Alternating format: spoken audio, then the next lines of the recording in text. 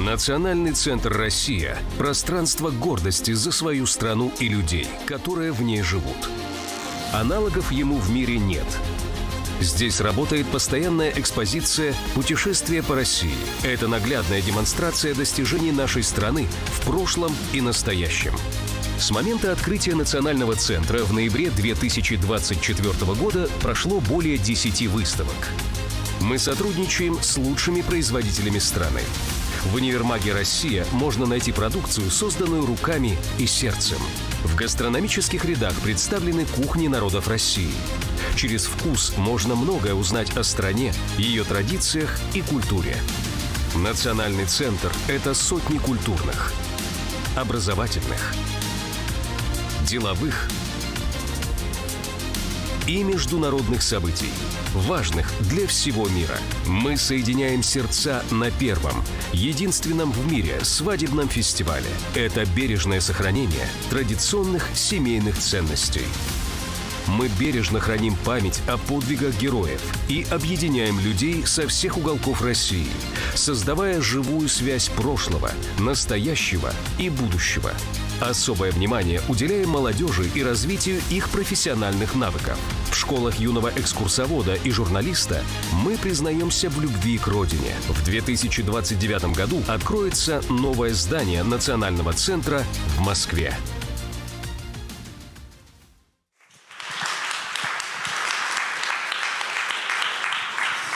Коллеги, добрый день. Рада приветствовать всех в Национальном центре «Россия». Сегодняшнюю встречу мы посвящаем промежуточным итогам проекта «Открытый диалог. Будущее мира. Новая платформа глобального роста». Коротко расскажу регламент нашей сегодняшней встречи. Вначале мы предоставим слово нашим уважаемым спикерам. Далее будет видеообращение Максима Станиславовича Орешкина. И в завершении вы получите возможность задать вопросы по существу сегодняшней встречи.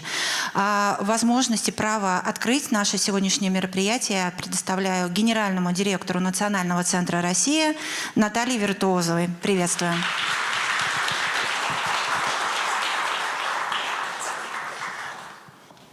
Коллеги, всем добрый день. Рада приветствовать всех на подведении промежуточных итогов открытого диалога, который был инициирован Национальным центром России в прошлом году. Мы видим, что открытый диалог растет и превращается в полноценную международную систему, экосистему, как сейчас модно говорить. Наш проект объединяет уже более 3000 человек из 120 стран мира.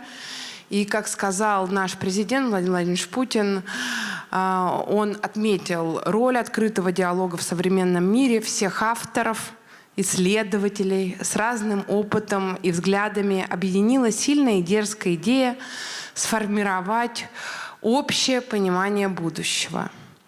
Добавлю, что это такое пространство, в котором каждый получает право быть услышанным.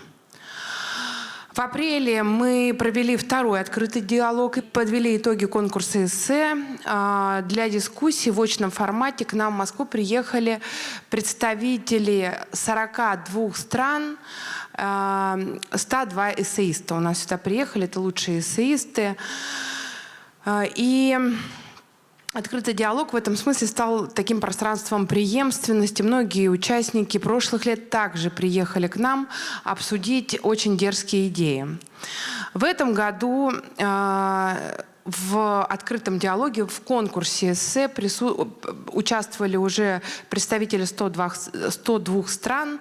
Это 1637 эссеистов приняли участие. Очень приятно, что более трети участников имеют разные научные степени.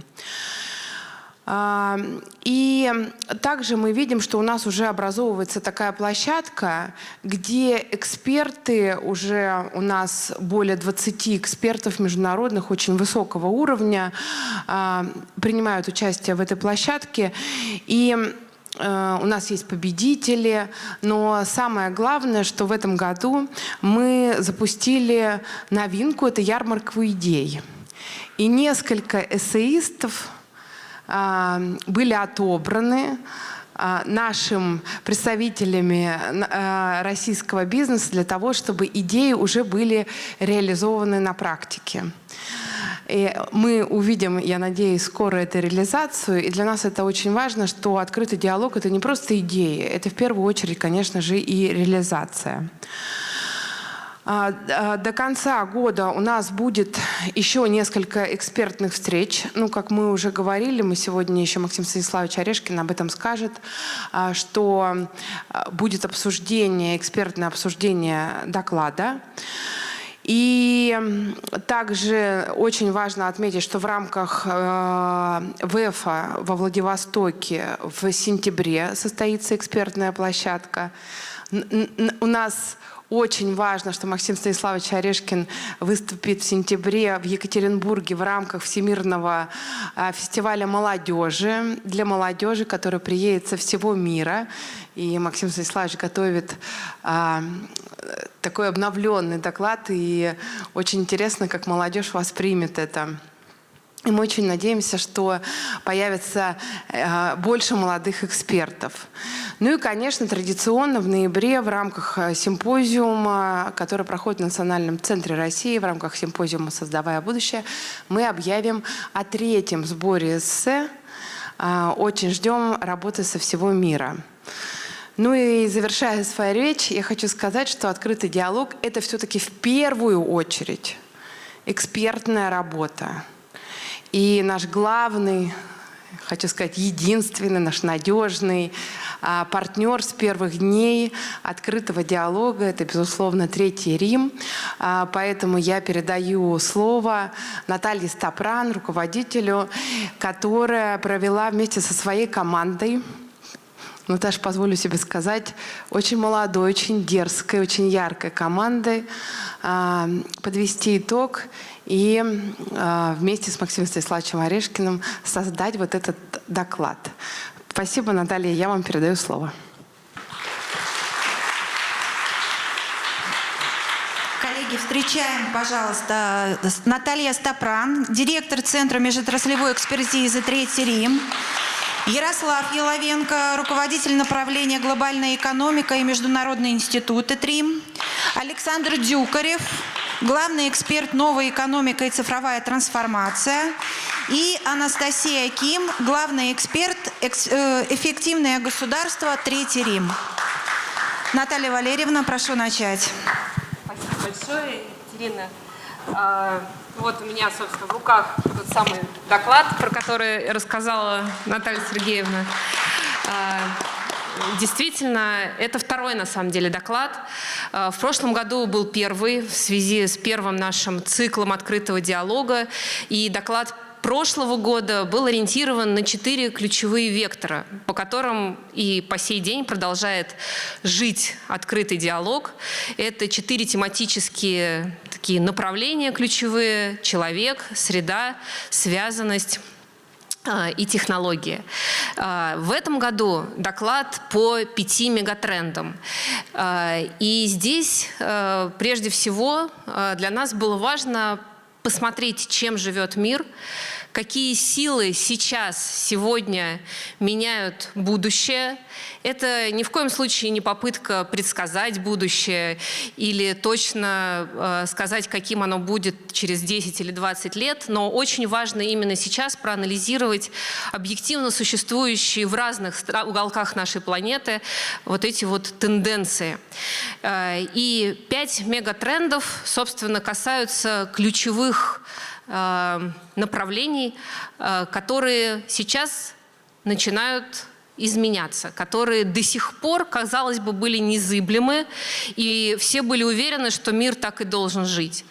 Например, глобализация. Всегда было понятно, что существуют международные отношения, взаимодействие стран, устойчивая логистика, нормальные расчеты между странами, и, казалось бы, это всегда будет неизменно. Но нет, мы понимаем, что сейчас глобализация сохраняется, но она становится фрагментированной.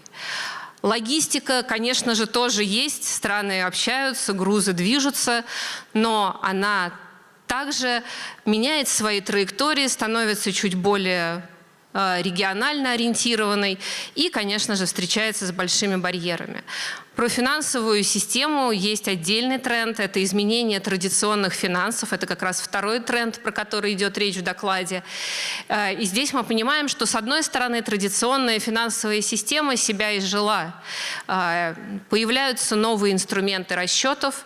Традиционные банки уже не всегда способны решить те проблемы, которые сейчас стоят перед экономиками отдельных стран. Можно сказать, что она уходит в тень, но, тем не менее, очевидно, вот этот второй глобальный тренд – это та самая важная, изменяющаяся, доселе как бы незыблемая часть мировой экономики, которая не подвергалась сомнению, а теперь будет другой. Третий тренд – это демография, это человек. Мы смотрим, понимаем, что меняется распределение по планете. Если раньше мы считали, что будущее у Китая, у Индии, у быстрорастущих стран, сейчас население постепенно сокращается. Но я не буду очень подробно останавливаться, потому что потом мои коллеги еще об этом расскажут. Но тоже, казалось бы, ставка на демографию всегда была незыблемой. Население растет, спрос растет, экономика развивается. Кажется, что теперь все не совсем так. И как решить тот вопрос, когда людей будет меньше? Ответы можно искать в разных направлениях, и отсюда появляется четвертый тренд – это технологии. Технологии ключевые, которые очень быстро развиваются. Это искусственный интеллект, платформизация, автономные системы и весь тот огромный комплекс технологий, который гораздо большими и быстрыми темпами каждый день появляется новое что-то, чем это было до сих пор. И самое главное изменение, о котором необходимо сказать, и которое, собственно, отражено у нас в пятом тренде, как все вышеперечисленное влияет на будущее человека. Раньше человек был уверен, что он управляет технологией. Раньше человек знал, как и где будет строиться его передвижение, взаимоотношения, его экономическое будущее, как он будет рассчитываться со своими партнерами. Сейчас неизвестности гораздо больше. Кто-то говорит, что человек уже не управляет технологией, а зачастую алгоритмы управляют человеком. Вот, собственно, об этом как раз пятый тренд. Но сегодня я предлагаю построить симбиоз нашей дискуссии. Я недаром сказала, что открытый диалог, у него 4 направления, 4 тематические трека. Человек, связанность, технологии и среда. И передавая слово своим коллегам, которые, собственно, работали над этими главами, я предлагаю поразмышлять над мегатрендами именно в разрезе вот этих 4 базовых, скажем так, треков, направлений, как каждый из мегатрендов отразился на том или ином направлении, ключевом смысловом открытого диалога. Ну и, наверное, первое слово Ярославу Еловенко, как раз автору, куратору и собирателю первой главы по глобализации.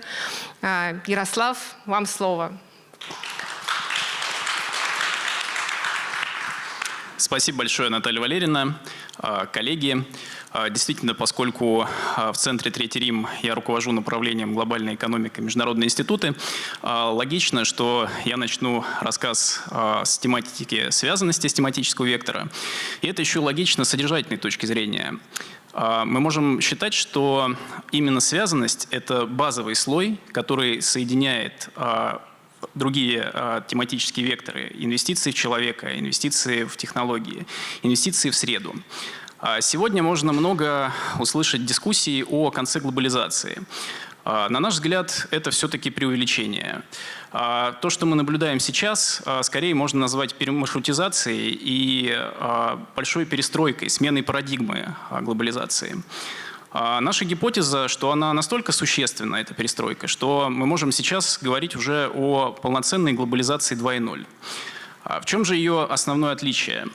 Если прежняя модель глобализации строилась вокруг ограниченного, а в ряде случаев очень сильно ограниченного, вплоть до одного количества экосистем, инфраструктур, архитектур, то сейчас мы видим, что в рамках новой парадигмы все больше связанность становится децентрализованной.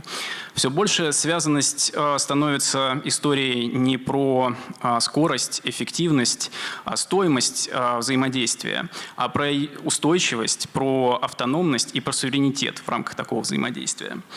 Связанность будущего – это не полная открытость, это управляемая открытость. Это возможность самостоятельно выстраивать контуры своего собственного национального развития. В рамках этого трека в докладе мы выделили 4 структурных ключевых сдвига, которые формируют конкретную модальность текущей новой парадигмы глобализации. Первый сдвиг, об этом много говорят, но, возможно, не в полной мере осознают его значение. Это то, что страны мирового большинства перестают быть периферией мировой экономики. Сегодня, если мы посмотрим на страны БРИКС, они выдают почти 40% мирового ВВП, рассчитанного по паритету покупательной способности. Страны Большой Семерки уже менее 30%. Это не просто какой-то статистический показатель. Мы сейчас с вами наблюдаем то, как меняется само ядро мировой экономики, как меняются на сцене архитекторы новой волны глобального экономического роста. Мы понимаем, что в странах мирового большинства проживает более 85% населения. И именно там будет сосредоточен основной потребительский инфраструктурный спрос. Но особенность текущей перестройки, которая нас подводит ко второму структурному сдвигу, о котором я хочу сказать, это то, что все большую роль играют уже не просто крупные страны, которые больше всего производят, являются самыми крупными экономиками, а те страны, которые позволяют обеспечивать взаимосвязь в новой децентрализованной архитектуре. Я говорю о так называемых странах-коннекторах. Это страны, которые представляют собой логистические, инвестиционные, торговые хабы, которые выигрывают от ситуации, когда прямое взаимодействие между различными игроками в силу разных причин невозможно, и они обеспечивают для такого взаимодействия опосредованного свои нейтральные площадки, свои логистические маршруты. Наверное, один из ярких примеров, который можно привести, это то, как в прошлом году, в 2025-м, какую роль сыграли страны АСЕАН в качестве стран-коннекторов. В 2025 году прямая торговля между Китаем и США снизилась почти на 20%. И в то же время на сопоставимые цифры вырос импорт товаров китайских странами АСЕАН и их последующий реэкспорт, в том числе в США. То есть мы с вами видим, как глобализация, по сути, меняет потоки, меняет маршруты, меняет конфигурацию, но абсолютно точно никуда не исчезает. Третья трансформация, третий структурный сдвиг, о котором важно сказать, это то, что сам формат вовлеченности, участия в новой модели связанности, которые выбирают страны, становится их ключевым фактором национального суверенитета. Если раньше суверенитет в научном дискурсе часто мог рассматриваться как полная автономность, то сейчас, в 21 веке, с учетом сложности производственных, технологических цепочек, мы понимаем, что полная автономность невозможна. Мы даже видим и фиксируем это в докладе феномен так называемой конфликтной взаимосвязанности. Это когда страны могут торговать друг с другом, осуществлять инвестиционное взаимодействие, может быть, обмениваться ограниченным кругом технологий. Но при этом в других ситуациях все чаще используют платежные системы, доступ к критическим технологиям, данным, ресурсам, как оружие. Это то, что называется в международном дискурсе вепонизация инфраструктуры. В этом смысле инфраструктура, мы привыкли, что она выступает как некий технический слой связанности, она скорее становится отдельным активом связанности в новой парадигме. Мы считаем и рассматриваем это в таком ключе в докладе, что на современном этапе суверенитет стоит рассматривать не просто как границы, а как возможность самостоятельно выстраивать, управлять различными взаимозависимостями, будь то торговыми, логистическими, технологическими и так далее. И, наконец, четвертый сдвиг, о котором хотелось бы сказать, это фундаментальные изменения ключевой инфраструктуры глобализации, можно сказать, в некотором смысле ее нервной системы. Это о системе международных финансов. Доля доллара в международных резервах существенно упала с 2000 года. В 2000 году она составляла около 70%, а сейчас уже это около 55%. Мы видим, ну, наверное, самый впечатляющий пример – это наша страна, как возможно в сжатые сроки переструктурировать вообще всю валютную систему трансграничных расчетов. Если в 2021 году доля валют дружественных стран и рубля в трансграничных расчетах России составляла около 20%, то сейчас этот показатель доходит до 70%. Конечно же, мы не говорим о отказе от доллара, о конце доллара или какой-либо другой валюте. Скорее мы видим и фиксируем тренд этот в рамках нашего доклада о том, что все больше стран ищут страховочные контуры, платежные, логистические, инфраструктурные. И этот тренд нельзя игнорировать. Главная проблема старой системы, как мы ее видим, это так называемый налог на посредничество. Это слишком длинные цепочки посредников, слишком высокие комиссии, комплаенс, санкционные риски. И, конечно, сейчас мы видим во всех регионах мира запрос на систему, которая будет менее политически уязвимой, более устойчивой перед различными шоками. Сегодня, конечно, новая парадигма глобализации формируется не только и не столько за счет торговли, за счет политики, за счет ресурсов, за счет каких-то дипломатических усилий. Она во многом диктуется объективным положением дел. Очень важно понимать, что она упирается на фундаментальные технологические изменения, на саму ткань мировой экономики, которая значительно перестраивается благодаря цифровым платформам, искусственному интеллекту, финтеху, биотехнологиям, очень большому стеку технологий, который уже накопил критическую массу и очень сильно будет трансформировать нашу жизнь. Но я думаю, что об этом уже более подробно расскажут мои коллеги. Слово Александру Дюкареву, автору и редактору главы по технологиям, да, роли технологий в будущем. Да, добрый день, коллеги. Давайте поговорим про технологии. Здесь мы уже, наверное, это такой мостик между глобальным и локальным. То есть глобальное про мир, это локальное, наверное, про нашу повседневную жизнь. Вот мостик мы попробуем простроить. Наверное, уже никто спорить не будет, что технологии мир меняют. Они в жизни каждого из нас. Но вот интересно все-таки, а какие из них больше всего будут влиять на нас и на мир. Здесь, наверное, как вот мой коллега сказал, мы много технологий посмотрели с разных углов, на что они повлияют. Но выделить я бы хотел, наверное, триаду технологий. Это искусственный интеллект, это платформы и это автономные системы. А по поводу искусственного интеллекта, наверное, самый важный тезис, который мы положили в доклад, он пронизывает много текста в нашем докладе, это то, что именно эта технология становится универсальной. Именно она становится такой сквозной для всех отраслей экономики и социальной сферы, ну и вообще в целом каких-то сфер нашей жизни. К началу вот текущего года, 26-го, искусственный интеллект вот, по разным оценкам использует уже более 1 миллиарда человек в мире. И эта технология, она что делает? Она уже для бизнеса автоматизирует бизнес-процессы. Она повышает производительность нашу индивидуальную, производительность предприятий, производительность целой экономики. Она позволяет по-другому подходить к поиску информации, к потреблению, производству контента и вообще, в принципе, товаров и услуг. И что очень важно, так как мы смотрим вперед, в будущее, она помогает нашим ученым достигать научных прорывов и какие-то новые технологические стеки находить и развивать их до какого-то коммерческого применения. Вот в искусственном интеллекте я бы, наверное, 2 основных здесь момента отметил, которые в нашем докладе положены, 2 тезиса. Первый больше со стороны производства, второй больше со стороны потребления. Со стороны производства важный тезис о том, что вот распространение искусственного интеллекта, то есть уже 1 миллиард человек, а будет еще больше, трансформирует источники власти на рынке, рыночной власти. Если вот в предыдущую эпоху, в индустриальную, было как? Решающее значение имело доступ к ресурсам, к сырью и к тому производственному процессу, который у вас есть. Чем прогрессивнее у вас производственный процесс, тем вы более конкурентоспособные и продвинутые. Сейчас, когда мы уже вступили в эпоху искусственного интеллекта, все поменялось.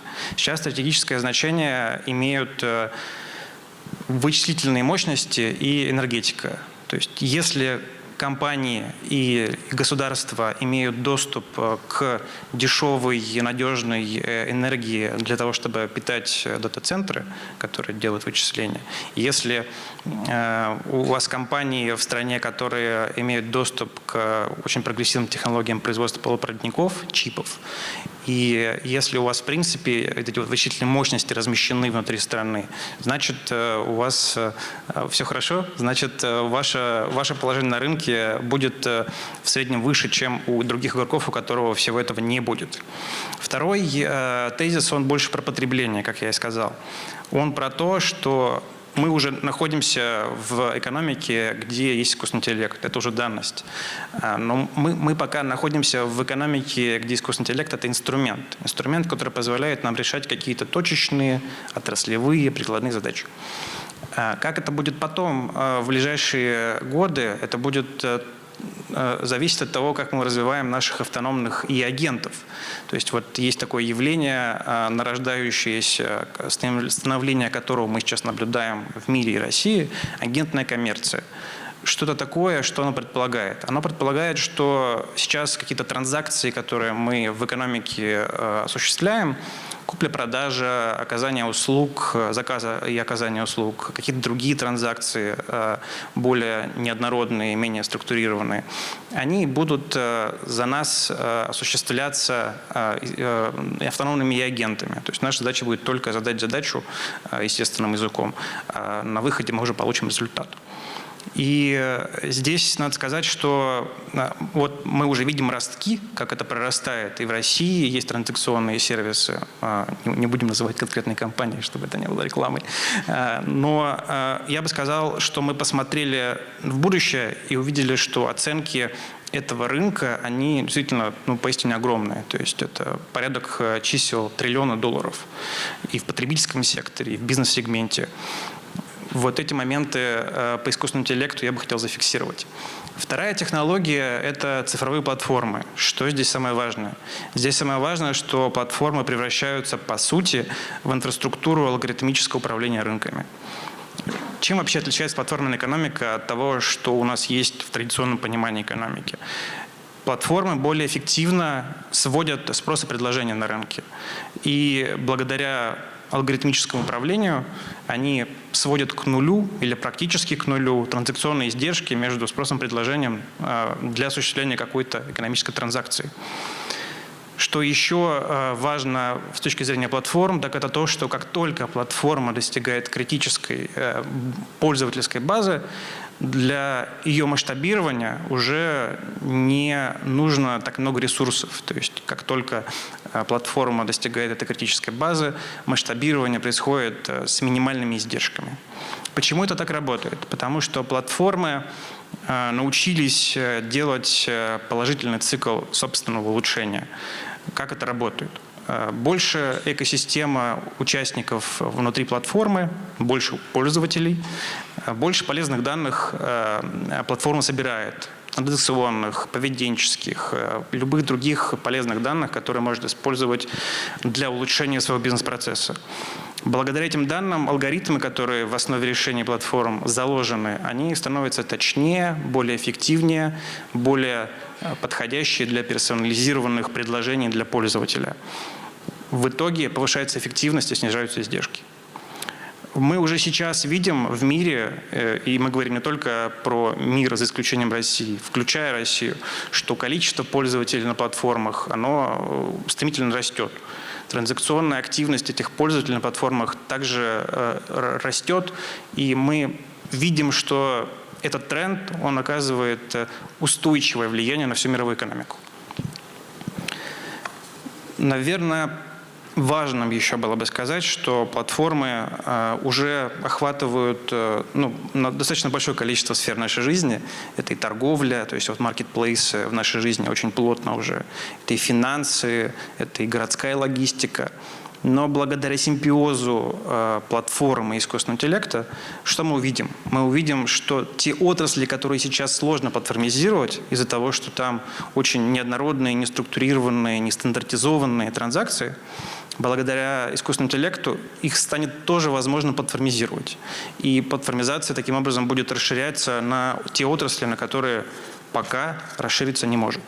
Третья технология, последняя, но не менее важная, это автономные системы. Здесь, наверное, важно, что вышли они уже из лаборатории. То есть, наверное, еще сколько-то лет назад было ощущение, что это только лабораторный эксперимент. Сейчас мы выходим на улицу, мы видим беспилотные такси, мы видим логистику беспилотной доставки по воздуху, мы видим роверы, которые нам доставляют еду. Это все уже вошло в реальный мир. То есть мы уже это все видим. Мы это видим вообще в большинстве сфер, и в том числе те, которые не видим. То есть вот есть промышленность, логистика, то есть темные производства, дарксторы так называемые. Вот, они позволяют делать бизнес, невидимый для пользователя, более эффективным. Что мы видим дальше по этой технологии? Мы видим дальше, что будет не просто больше, а станет качественно лучше, иначе. От систем, которые помогают водителю во время его выполнения своих функций, если мы говорим, допустим, про такси, мы перейдем к полностью автономному роботакси, где водитель сначала будет выполнять роль контролера, а потом его вообще не станет в машине. От жестко запрограммированных промышленных манипуляторов, которые могут только ограниченное количество задач выполнять, мы перейдем к физическому искусственному интеллекту, который сможет ориентироваться в среде вокруг себя и адаптироваться к нестандартным условиям, к которым сейчас еще адаптироваться не может. Технология сама по себе, она не обладает ценностью до тех пор, пока человеческие потребности, которые она должна удовлетворить, не удовлетворены. Вот искусственный интеллект, платформы, автономные системы, они благом автоматически не становятся. Они становятся для нас значимыми тогда, когда мы получаем доступ к каким-то новым знаниям. Мы получаем возможность не исключить человеческий труд из тех опасных для человека сфер деятельности, которые можно заменить роботами. Это становится значимым для нас, когда мы повышаем качество нашей жизни. И, что важно, это становится важно, когда использование технологий на практике помогает нам решать наши общественно важные задачи. Александр, то есть вы все-таки за то, что человек побеждает пока технология? А вот про это нам скажет Анастасия. Вот именно. Анастасия Ким, куратор трека «Эффективное государство» и редактор и собиратель главы по демографии и человеческому капиталу, той главы, которая, у нас как раз 5-й тренд иллюстрировала. Настя. Спасибо большое, Наталья Валерьевна. Коллеги. Александр рассказывал о глобальном развитии технологий, о том, как сильно изменятся наши экономические и социальные связи вследствие технологического развития. Задача моя скорее была посмотреть со стороны человека, да, насколько технологический процесс, в частности, остальные тренды в том числе, повлияют на жизненный цикл человека. Ну и, наверное, довольно просто сейчас сделать заявление, что да, это очень сильно, кардинально поменяет наш жизненный путь. При этом создавая как новые возможности, так и новые вызовы. Например, давайте посмотрим на применение того же искусственного интеллекта в образовании. С одной стороны, это чудо-технология. Она решит проблему индивидуализации образовательного процесса. То есть мы получаем очень дешевого тьютера для каждого ученика и школьника, и мы понимаем, что благодаря такому инструменту школьник может получить и решить все свои образовательные пробелы, да, то, что он не понимает в индивидуальном порядке. Но, с другой стороны, по первым эмпирическим исследованиям, которые уже сейчас публикуются по использованию и в школах, там, например, СЕПР недавно опубликовал исследование по китайским школьникам, которые использовали искусственный интеллект при подготовке домашних заданий, и их результаты на экзаменах, которые проходили без применения искусственного интеллекта, оказались намного ниже, чем в доэкспериментальный период без использования и в образовательном процессе. И для нас это тоже вызов, да? Как именно мы отнесемся к этим технологиям, будут ли они во вред или в пользу. Второй аспект, который бы хотелось затронуть, наверное, в контексте обсуждения и доклада, и трендов, это изменение рынка труда. И автоматизация, и платформизация, и искусственный интеллект очень сильно меняют все функции, задачи и роли, которые человек, работающий, выполняет свои задачи. Да. В первую очередь это коснется новичков, ребят, которые только выходят на рынок труда. Искусственный интеллект забирает на себя не только физические, автоматизация забирает физические базовые функции, а искусственный интеллект уже забирает когнитивные функции, так называемую работу белых воротничков. И сейчас он дешевле, чем нанимать, обучать и доращивать молодых сотрудников. И к тем ребятам уже сейчас и в ближайшее время, которые только будут выходить из университетов, будут предъявляться уже требования намного выше, чем, например, к моему поколению, когда искусственного интеллекта не было, и мы могли какие-то базовые вещи собирать самостоятельно, учиться на этом, набивать шишки и расти дальше уже по какому-то более-менее прогнозируемому карьерному треку. Но, наверное, тоже вернусь на шаг назад. Активное технологическое развитие с точки зрения, наверное, моего, который мы погрузили в доклад, является в том числе ответом на глобальные демографические вызовы.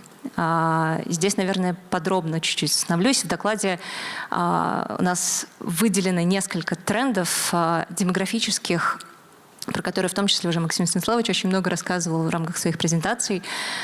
Первый тренд, всем известный, падение рождаемости. Очень большая проблема, в том числе и для России, но не уникальная. К сожалению, глобальный коэффициент рождаемости сейчас приближается вплотную к уровню воспроизводства. То есть сколько населения выбывает, примерно для поддержания постоянной численности населения нужно рожать определенное количество, чтобы рождались определенное количество детей.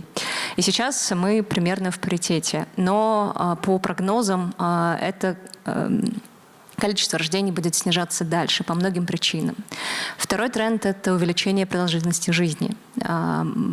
Это очень хороший признак того, насколько сильно улучшается качество жизни населения, что мы живем дольше. В том числе мы дольше продолжаем здоровую нашу жизнь и не зависим ни от посторонней помощи, ни от систем социального обеспечения. Но при этом, если в совокупности эти тренды соединить и посмотреть, что получается, получается, что население в целом довольно быстро стареет. Население мира, я имею в виду. И все эти демографические тенденции, они очень сильно не равномерно сейчас происходят по миру. Например, страны мирового большинства, и Китай, и Индия, пережив большой демографический бум, сейчас стареют намного быстрее, чем те же страны Европы. И если у Франции ушло 150 лет на то, чтобы доля пожилого населения у них увеличилась с 10 до 20%, то в Китае и в Индии этот же процесс сжимается до 20-30 лет. То есть всей системе социального обеспечения и экономики нужно перестроиться, чтобы быстрее отвечать на этот вызов. И понятно, что для этих стран первоочередная проблема, тот вызов, который им нужно будет решать, это решать, что делать с пенсионными системами, что делать с системами здравоохранения, что делать с системой социального и долговременного ухода, да? Как сильно нужно перестроить все социальные институты внутри своих стран, чтобы создать условия комфортного и качественного проживания жизни своим населением. И возвращаясь к тезису про неравномерность, у нас есть Африка южнее Сахары. единственный, наверное, субрегион, где население продолжает рождаться с очень высокими темпами.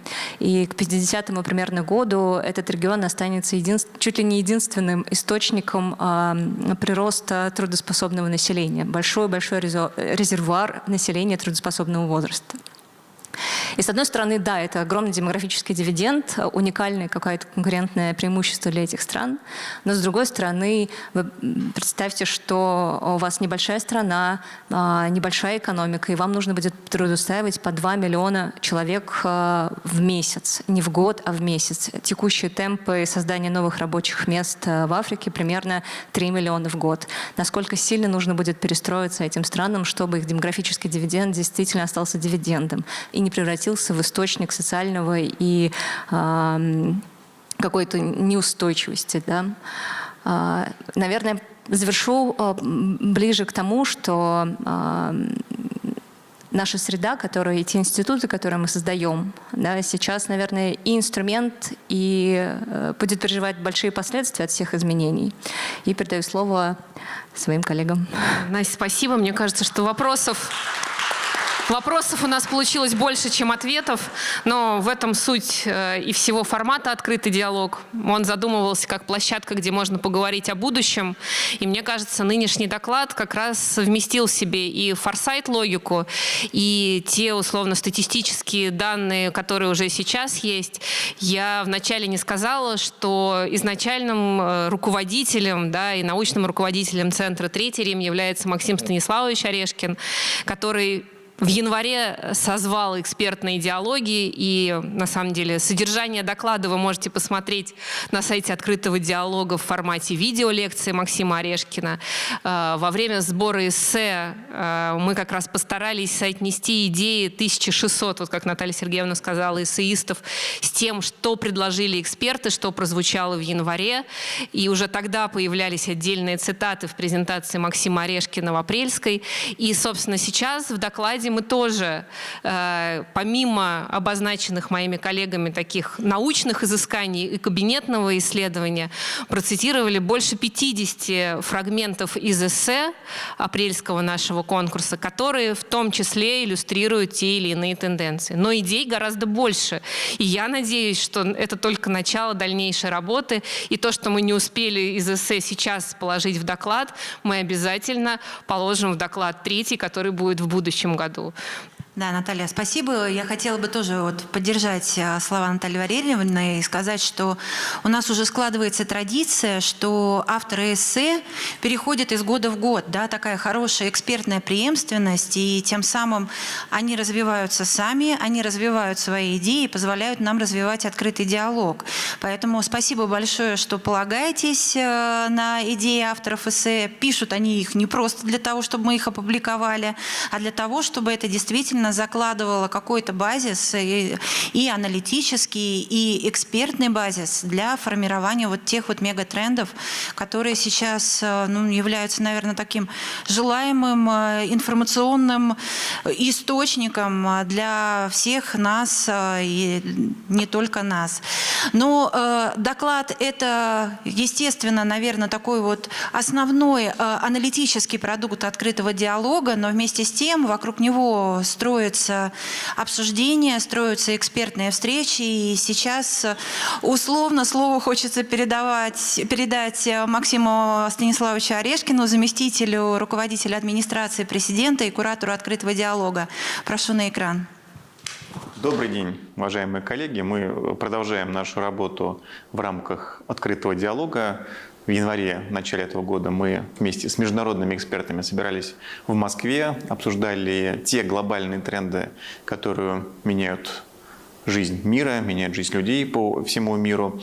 И как результат этой работы, того детального обсуждения, сейчас подготовлен экспертный доклад, который как раз подробно рассказывает о том, каким выводам мы пришли в рамках этого обсуждения. Но на этом работа не заканчивается, работа над всеми этими мыслями, идеями продолжается, и мы договорились уже по результатам публикации данного доклада летом провести очередные экспертные встречи, где как раз мы подискутируем с российскими экспертами относительно этих глобальных трендов, посмотрим, какие идеи выдерживают критику, какие не выдерживают критику, чего не хватает в этих направлениях и о чем нужно подробно рассуждать. Но открытый диалог, он на то и открытый, что поучаствовать в нем могут все, поэтому я приглашаю к участию любого, кто хочет и имеет обоснованную позицию, кто хочет принять участие летом в июле в Национальном центре России в летних экспертных встречах, подготовить краткое эссе по тематике доклада, и авторов самых интересных работ мы обязательно пригласим для участия в этом мероприятии. Спасибо большое, жду ваших откликов.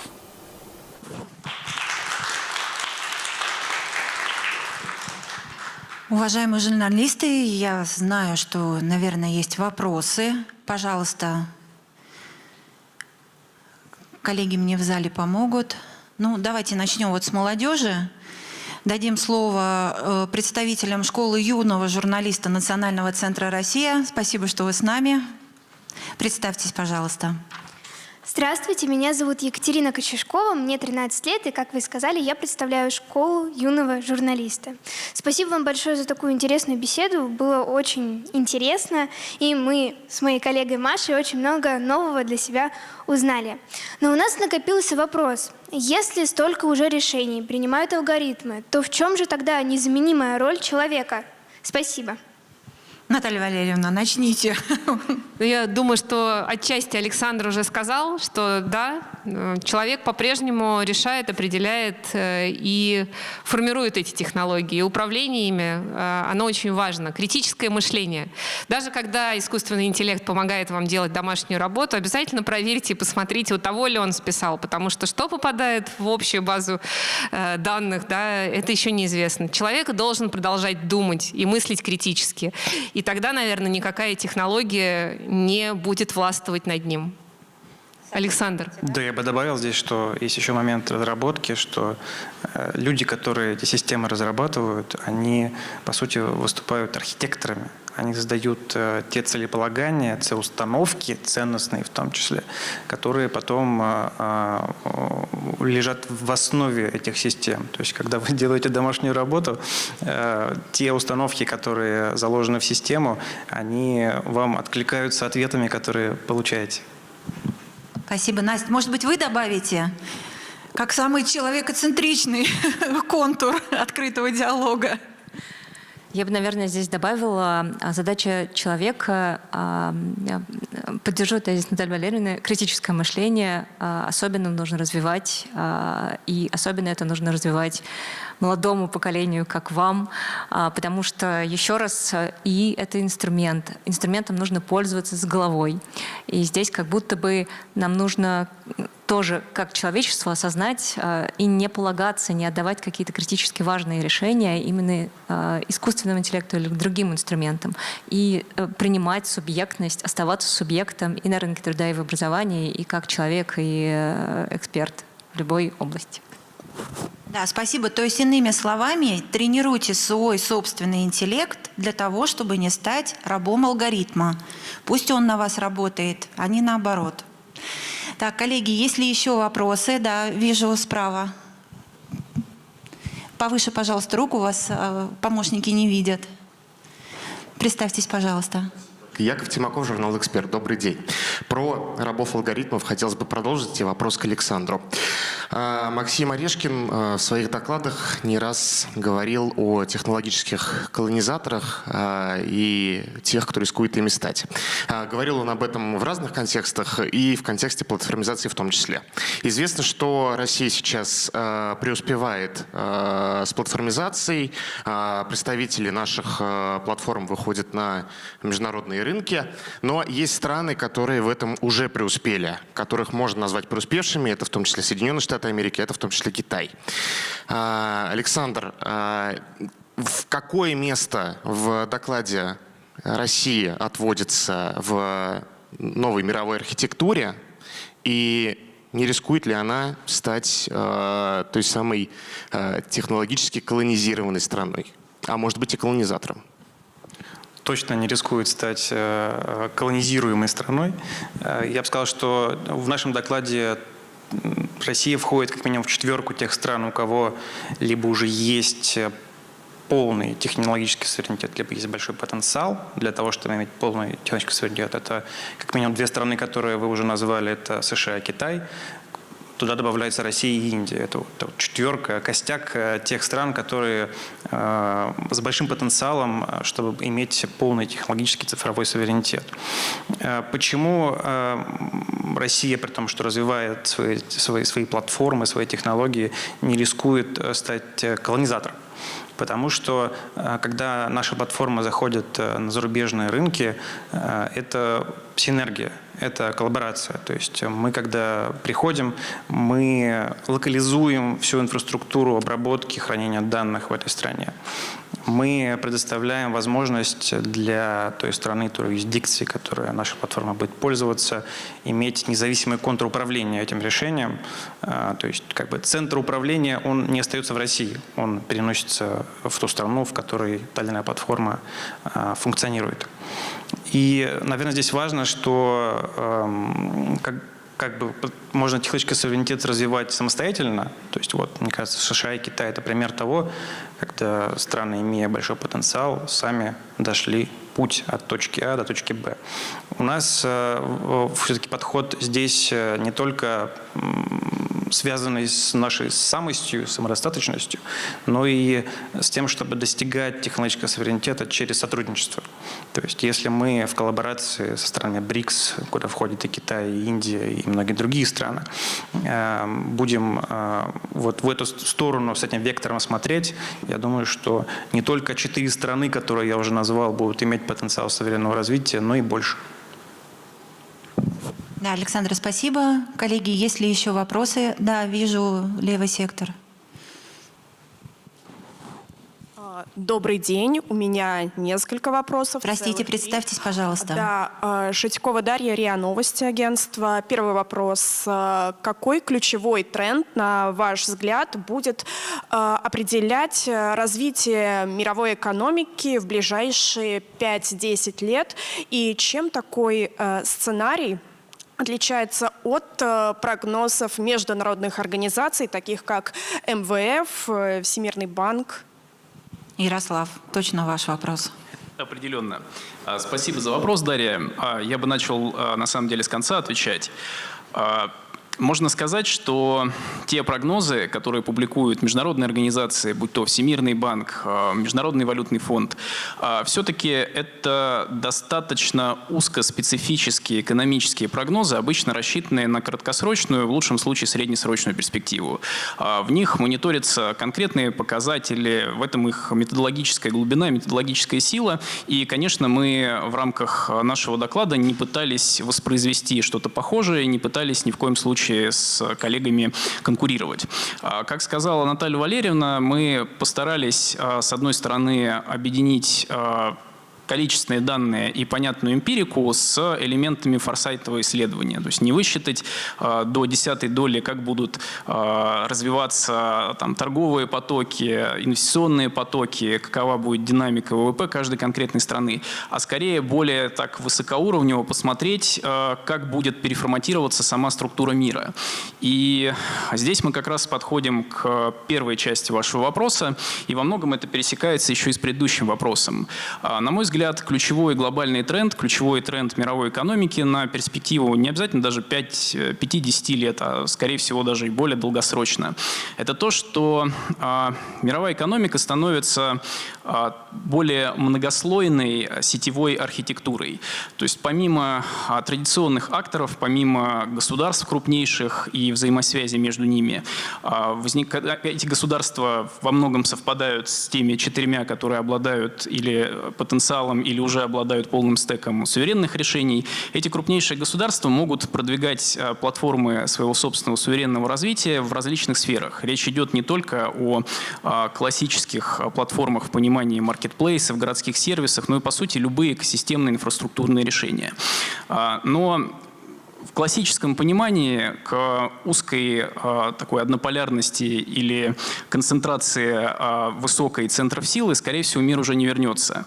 Мы понимаем, что к этим крупнейшим центрам силы прибавляются новые центры экономического роста, которые могут комбинировать различные решения, оставаясь при этом суверенными. То есть не попадать в зависимость от стека решений той или иной крупнейшей силы.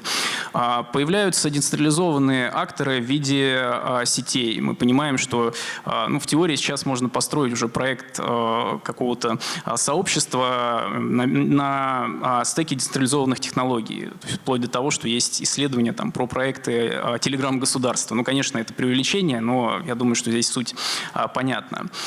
Вот мне кажется, вот эта вот многоплановость, многослойность, пронизывание различных слоев, это будет ключевой тренд глобализации в ближайшие годы. Еще такой вопрос, скорее всего, тоже вам. Что дедолларизация и новые платежные архитектуры означают для бизнеса и обычных людей? На самом деле дедоларизация – это не политическая история, это то, что будет иметь более ощутимые практические последствия для каждого, чем может показаться на первый взгляд. Если мы говорим про бизнес, то выигрывать будут те бизнес-сообщества, те бизнес-структуры, которые могут встраиваться в различные финансовые контуры, могут платить в различных платежных системах, различными валютами, понимают издержки тех или иных инфраструктурных систем. А мне кажется, то же самое можно сказать и про домохозяйство. Для того, чтобы эффективно распоряжаться возможностями платежных систем, в них нужно будет очень серьезно разбираться. И здесь очень важная роль будет отводиться, опять-таки, коннекторам, в том числе тем структурам, которые смогут различные платежные контуры связывать. Это будет очень важно понимать, кто выступает в роли таких точек входа и бизнесу, и простым потребителям. Спасибо. И еще такой вопрос. Экспертный доклад описывает платформы как новую инфраструктуру экономики. Какие сферы изменятся сильнее всего в ближайшее время, на ваш взгляд? Я упомянул в своем выступлении некоторые из этих моментов. Что уже платформизировано? Платформизирована уже точно городская наша логистика, уже очень много платформизировано в торговле, но не полностью, где-то, наверное, маятник платформизации где-то в середине находится. Финансы достаточно сильно платформизованы. Вот именно благодаря развитию алгоритмов искусственного интеллекта, особенно вот новых, которые про автономность, про генеративный искусственный интеллект, про принятие решений на основе вероятности, благодаря этому станет возможным такие транзакции платформизировать, которые сейчас платформизировать невозможно. Какие сферы с такими сложными транзакциями есть? Промышленность, стройка, сельское хозяйство. Это такие очень сложные производственные отрасли, но которые имеют потенциал платформизации благодаря искусственному интеллекту. Спасибо большое. Александр, а как думаете, что точно никогда в жизни не платформизируется? Человеческое общение наше с вами. Так, коллеги, мы закончили с вопросами или будут еще? Вроде все. Так... есть? Не вижу. Да. Пожалуйста, в центр.